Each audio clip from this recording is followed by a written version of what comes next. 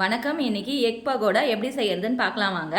அதுக்கு 2 முட்டை எடுத்து வச்சிருக்கேன். 2 பெரிய வெங்காயம் பொடியா கட் பண்ணது, 4 பச்சை மிளகாய் பொடியா கட் பண்ணது, கொஞ்சம் கருவேப்பிலை பொடியா கட் பண்ணது, 150 கிராம் கடலை மாவு, 2 டீஸ்பூன் அளவுக்கு அரிசி மாவு, 1/2 டீஸ்பூன் அளவுக்கு கரம் மசாலா, 1/4 டீஸ்பூன் அளவுக்கு மஞ்சத்தூள், 1/2 டீஸ்பூன் அளவுக்கு சீரகம், தேவையான அளவுக்கு சால்ட் சேர்த்துக்கலாம். பாத்திரத்துல முட்டையை உடைச்சு ஊத்திக்கலாம். தேவையான அளவுக்கு சால்ட் சேர்த்துக்கலாம். கடலை மாவு சேர்த்துடலாம்.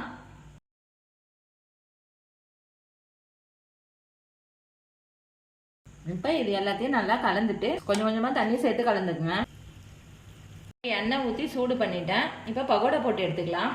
இந்த அளவுக்கு திக்கான பதமாவே கலந்து வச்சுக்கோங்க. ரொம்ப தண்ணி விட்டுறாதீங்க. இந்த அளவுக்கு சிம்மிலே வேக வச்சுங்க. நல்லா கிறிஸ்பியா ஆயிடும். இப்போ இதை எடுத்துடலாம்.